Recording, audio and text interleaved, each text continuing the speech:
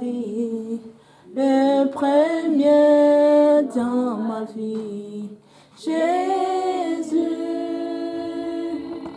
sois le premier dans ma vie, le premier dans ma vie, le premier dans ma vie. Jésus, prends la première place, prends la première place dans ma vie, première place dans ma vie, la première place dans ma vie. Jésus,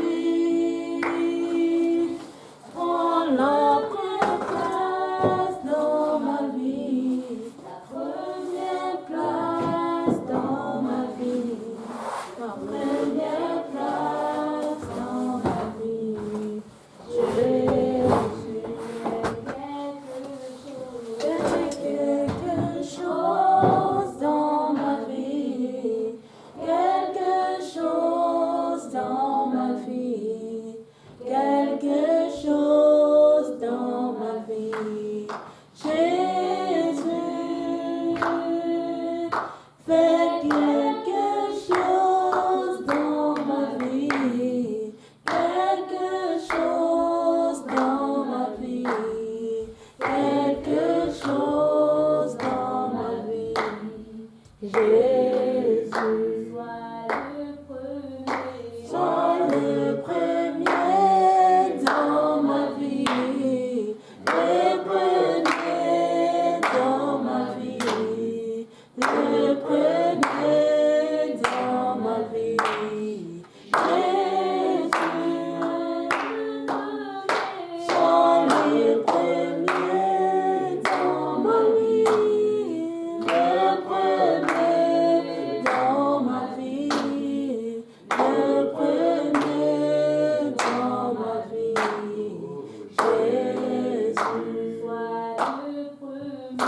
sois le premier dans ma vie, le premier dans ma vie, le premier dans ma vie. Jésus, sois le premier dans ma vie, le premier dans ma vie, le premier dans ma vie. Jésus, fais une nouvelle chose dans ma vie, nouvelle chose dans ma vie, nouvelle chose dans ma vie. Jésus, une nouvelle chose dans ma vie, nouvelle chose dans ma vie, nouvelle chose dans ma vie. Jésus, sois le vrai Dieu dans ma vie, le vrai Dieu dans ma vie, le vrai Dieu dans ma vie. Jésus, sois le vrai Dieu dans ma vie, le vrai Dieu dans ma vie, le vrai Dieu dans ma vie.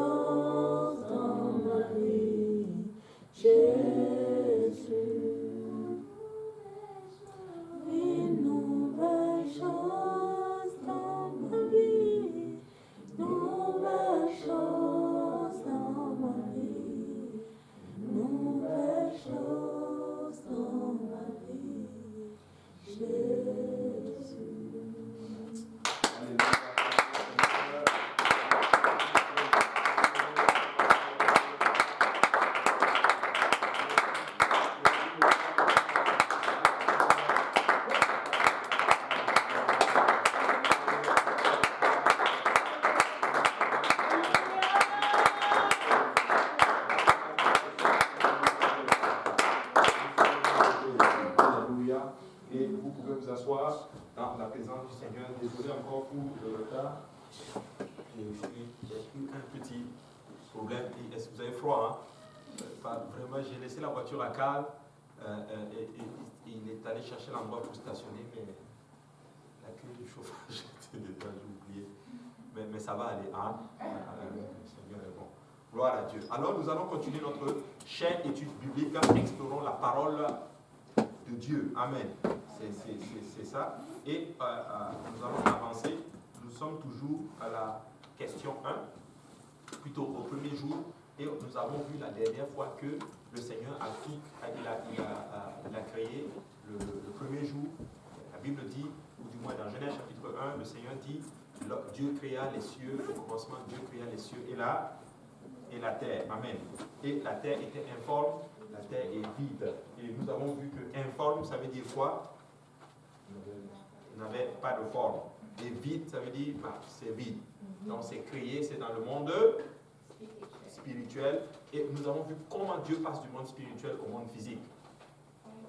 Par la puissance de la parole. Et ça, c'est important de comprendre cela. Et on avait vu maintenant qu'est-ce que ça voulait dire mettre Dieu en premier. Qui peut me donner un aspect de comment nous mettons Dieu en premier. Dans les intérêts? Oui. Oui. Donc, dans les finances. Ensuite, dans les problèmes, dans les relations, dans le temps. Ah, si tu as ça et que Dieu est premier dans tous ces aspects-là, tu peux dire que Dieu est premier dans ta vie. Amen. Alléluia. Et ça, c'est important. Maintenant, nous allons avancer. Nous allons maintenant étudier le deuxième jour. Nous allons étudier le deuxième jour. Et il peut lire le verset. Et on avait vu aussi une autre révélation que le Seigneur nous avait donnée.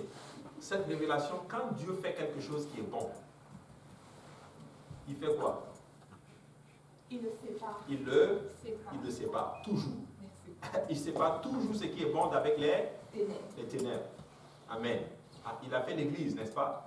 Il veut que l'église se sépare d'où? Du monde. Il a fait le jour, la Bible dit, il appela les ténèbres, nuit, ainsi lui un soir et un matin, ce fut le premier jour. Amen. Donc, plutôt, Dieu vit que la lumière était bonne et Dieu sépara la lumière avec les ténèbres.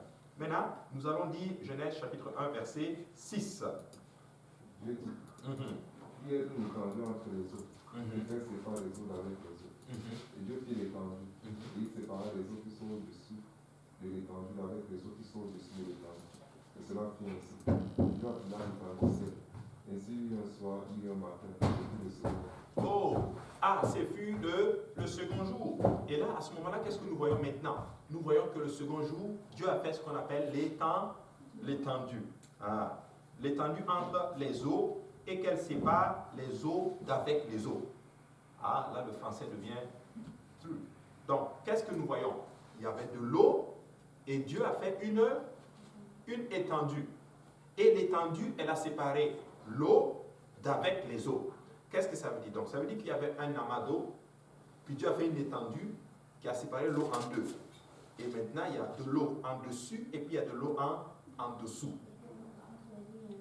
Et puis, entre les deux, exactement, il y a un vide. Très bien. Et maintenant, regarde ce qu'il dit ceci. Cela fut ainsi. Dieu appela maintenant l'étendue comment? Ciel. Donc, le vide qu'il y a entre l'eau du dessus et l'eau du dessous, il a appelé ça comment? Le ciel. Donc, le ciel, nous, on a tendance à dire, regarde, ça c'est le ciel. Mais le ciel, c'est tout ça. Toute l'étendue. Si je comprends bien français. C'est ça, non? Oui. Donc, il a appelé l'étendue le ciel. Maintenant, nous savons maintenant qu'il y a de l'eau dans les cieux et nous savons qu'il y a de l'eau en dessous. Et ça, on n'a même pas besoin d'être on sait qu'il y a de l'eau au ciel, dans les cieux. Vous avez étudié ça à l'école, n'est-ce pas? Comment il y a la pluie? Bienvenue. Comment il y a la pluie? Voilà, mais il y a un processus qu'on appelle... Voilà, mais avant ça, il y a l'évaporisation. Ça se condense et cette eau redevient... Et il y a un cycle. Donc, il y a de l'eau en haut. Amen. C'est ça. Donc, il fait ça, et maintenant, regardez ce que Dieu fait. C'est puissant hein, ce qui se passe ici. Maintenant, la Bible dit maintenant, ainsi lui un soir, il lui un matin, ce fut maintenant le second jour. Donc, le second jour, qu'est-ce que Dieu a fait? Dieu a fait une étendue. Littéralement, il a fait le ciel. Donc, mais rappelez-vous, tout ça, c'était où? C'était déjà fait dans l'esprit. Maintenant, regarde le verset 9. Dieu dit que les eaux qui sont au-dessus du ciel se rassemblent en un seul lieu, et le sec paraisse. Et cela fut ainsi. Dieu appela le sec terre, il appela la main des eaux mer. Dieu dit que cela était bon. Puis Dieu dit. Oh, tu peux t'arrêter, mon ami. Qu'est-ce que la Bible dit ici maintenant? La Bible dit que l'eau qui est en dessous, donc il y a de l'étendue qui a amené de l'eau en haut et de l'eau en dessous. Maintenant, qu'est-ce que Dieu dit? Dieu dit maintenant que l'eau qui est en dessous se retire en un lieu et que quoi apparaisse? Le sec apparaisse. Et il a appelé la main des eaux mer, et il a appelé le sec terre. Mais il y a quelque chose de spécial ici. Si le sec est sorti de l'eau qui était en dessous, ça veut dire que en fait la terre était immergée complètement dans l'eau. Est-ce que ça fait du sens? Ça fait du sens, n'est-ce pas? Ok, je vais vous l'expliquer simplement comme ça. On va supposer que ça c'est l'eau du dessus et ça c'est l'eau du dessous. En fait, c'était un amas d'eau comme ça, que l'étendue arrive, et l'étendue est arrivée, paf, et ça séparait l'eau. Et la distance entre les deux, il appelait cela ciel. Maintenant, Dieu dit que l'eau qui est en dessous, cette eau, ici, je vous l'explique comme ça. Voilà. Dieu dit que l'eau qui est en dessous se retire en un lieu et que le sec paraisse. L'eau apparaît en un lieu et puis le sec a apparu.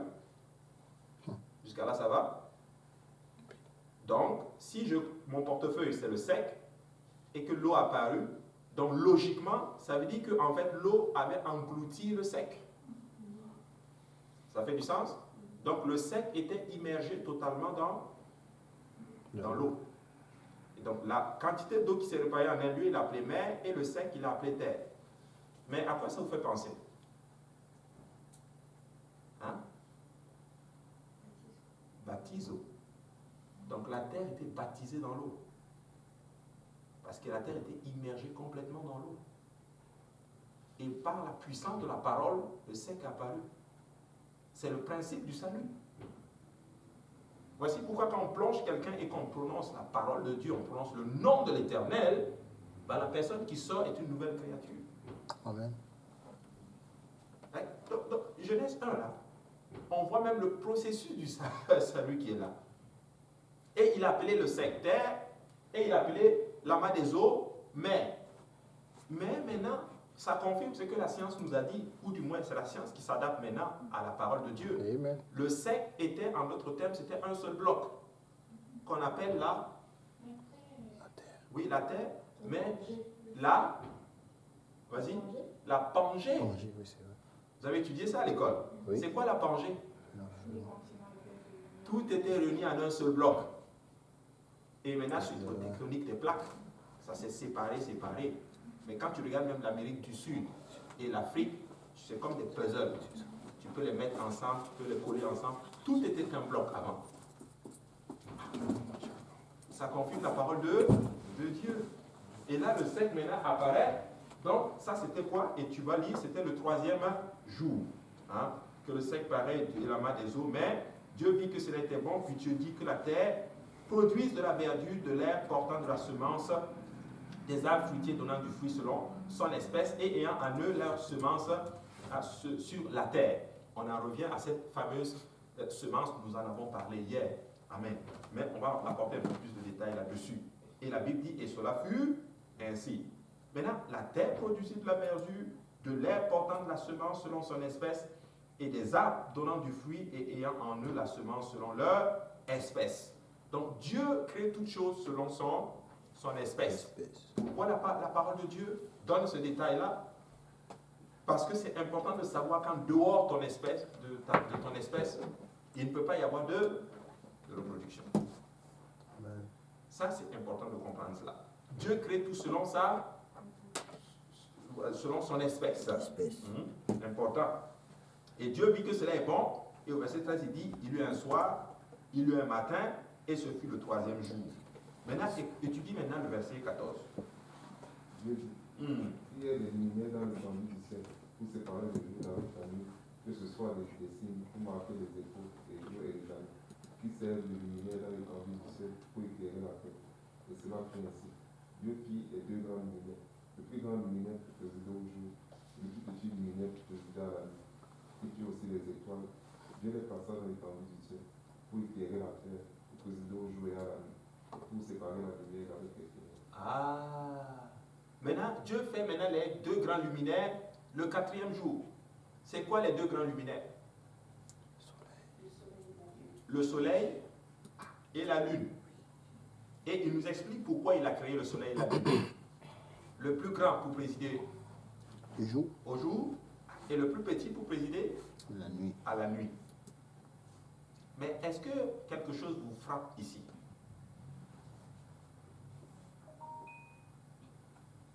Il y avait déjà créé une première lumière, et c'est là où on voit la fonction du soleil, la différence entre la première lumière et le soleil. Tu l'as. Maintenant, c'est le premier jour, il avait déjà dit que la lumière soit. Mais officiellement, maintenant, tu vois que le soleil et la lune sont créés le 4e jour. Pourtant, dès le premier jour, il avait dit que la lumière soit. C'est pour ça qu'on avait vu dès le départ qu'il y avait des ténèbres. Et les ténèbres, on a essayé de comprendre, chacun va apporter sa théorie, mais si on comprend juste que les ténèbres, c'est tout ce qui est hors de la volonté de Dieu. Amen. C'est le Amen. péché. Wow. C'est en d'autres termes le fruit du diable. Amen. Il y avait les ténèbres. Mais pendant qu'il y avait les ténèbres, Dieu dit que la lumière soit. Mais on voit maintenant que le soleil et la lune sont créés le 4e jour. Mais d'où vient maintenant le premier jour? Si le soleil est venu le 4e jour, qu'est-ce qui éclairait le premier jour? C'est Dieu. La sœur dit que c'est Dieu. Et les autres? Les enfants de la lumière. Bon, Ce qui n'est pas ténébreux, ce qui est de la lumière. voilà. Ce qui n'est pas ténébreux. Mais qu'est-ce qui n'est pas ténébreux? Dieu. Toi, tu dirais par exemple, les enfants de Dieu. Les choses de la lumière, sinon ce sera comme la création de Dieu. Ok. De Dieu, je pense. Ah, ok. Non, non, c'est bon. Donne-moi un exemple de choses de lumière. L'agneau. Voilà, l'agneau, par exemple, donc Dieu. Tu vois? Mais la parole de Dieu répond à la question. Mais c'est bien pensé. Maintenant, tu vas aller dans la parole du Seigneur et tu vas regarder qu'est-ce que la Bible dit. Ouvre ta Bible, va dans Deutéronome, plutôt pas Deutéronome, Romains, plutôt, qu'est-ce que j'ai raconté? Apocalypse. Qu'est-ce qui m'arrive aujourd'hui? Apocalypse chapitre 21. Et tu vas lire à partir du verset 22.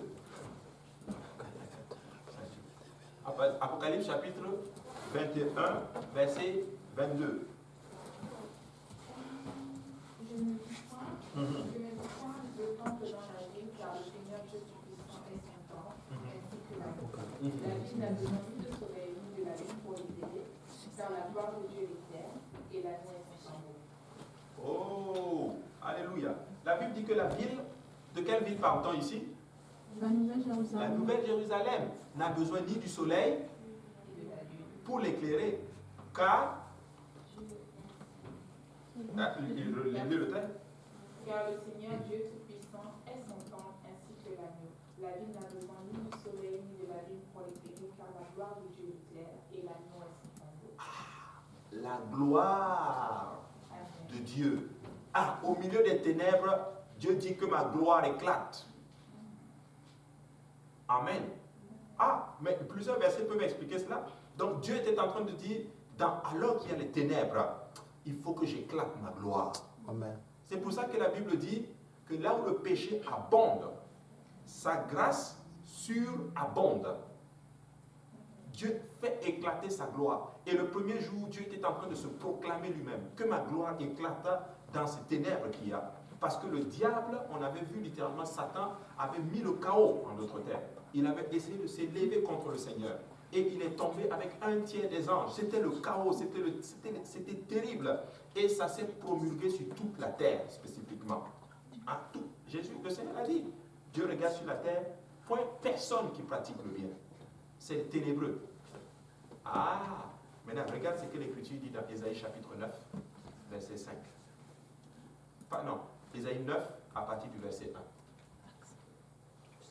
1. Ésaïe chapitre 9, verset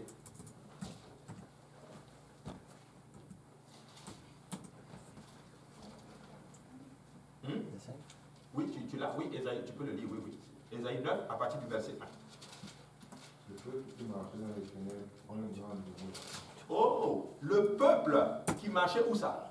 Dans les ténèbres. Il voit quoi? Une grande lumière. Ah, et continue maintenant. Sur ceux qui habitaient le pays de l'ombre de la mort, une lumière resplendit. Une lumière resplendit. Vas-y, continue. Tu rends le peuple nombreux. Tu lui accordes de grandes joies. Il se réjouit devant toi comme on se réjouit à la moisson. Comme on pousse des cris d'allégresse au partage du butin. Car le jour qui pesait sur lui, le bâton qui frappait son dos, la verge de celui qui l'opprimait, tu les brises comme à la journée de Madian. Car toute chaussure qu'on porte dans la mêlée et tout vêtement guerrier roulé dans le sang seront des gros plats pour être dévorés par le feu. Ah, il dit le peuple qui marchait dans les ténèbres voit une grande lumière. Et puis il dit maintenant que ce peuple-là qui était affligé par exemple, un ennemi quelconque, Dieu brise littéralement sa verge. Maintenant, il explique maintenant pourquoi ce peuple voit une grande lumière maintenant. Regarde le verset 5. Car un enfant nous est né. Car un enfant nous est né. Un fils nous est donné. Un fils nous est donné.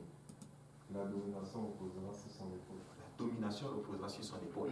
Le peuple qui marche dans les ténèbres voit une grande lumière parce qu'un enfant nous est né. C'est Jésus. La gloire de Dieu, c'est Jésus. C'est lui-même. Amen. Ceux qui marchent dans les ténèbres, ils voient le Seigneur.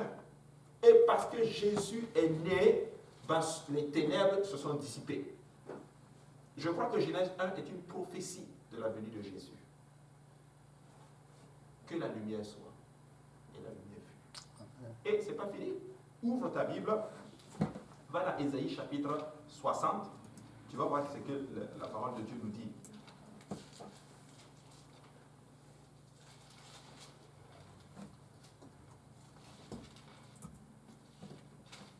Commence à partir du verset Ésaïe 60. Regarde. Regarde ceci. Ésaïe 60 à partir du verset 1. Lève-toi, sois éclairé car ta lumière arrive, et la gloire de l'Éternel se lève sur toi. Voici les ténèbres ouvrent la terre, et l'obscurité les peu. Mais sur toi l'Éternel se lève, sur toi sa gloire apparaît. Il dit, les ténèbres couvrent la terre. Et l'obscurité, quoi? Les peuples. Mais sur toi, l'Éternel s'élève.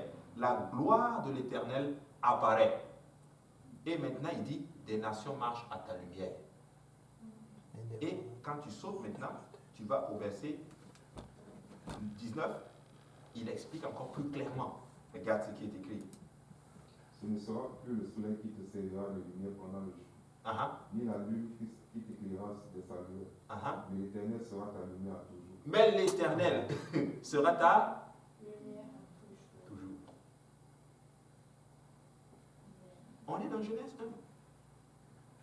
Le Seigneur était en train de proclamer lui-même. Et il dit ceci, dit la lune de sa lueur, mais l'Éternel sera ta lumière. Et puis maintenant il explique, ton Dieu sera ta gloire. La gloire de Dieu c'est qui? C'est Dieu lui-même. Amen.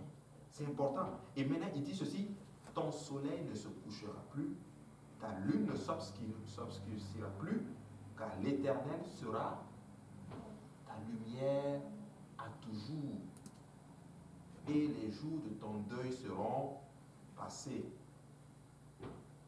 Maintenant, pourquoi Dieu crée maintenant le soleil et la lune s'il y avait la lumière dès les premiers jours? Ah oui, question. Ah oui, parce que premièrement, il crée le soleil et la lune, le soleil pour faire quoi? Présider au jour. Et l'autre pour présider à la nuit.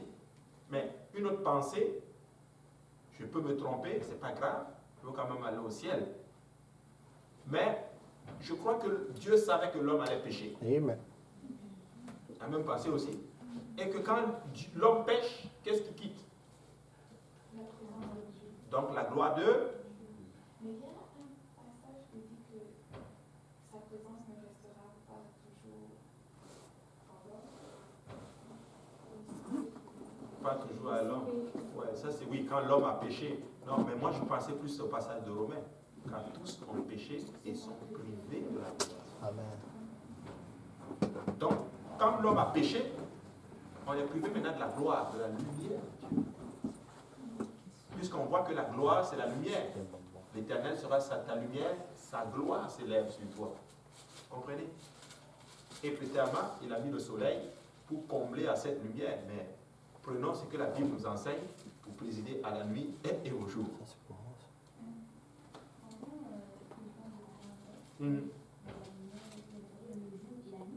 Oui.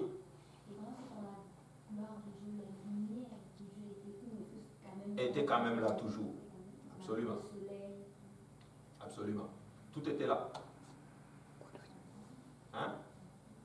Bon, bonne question. Je ne sais vraiment pas comment devait être le jardin d'Éden, mais c'était un moment, ça devait être un endroit extraordinaire.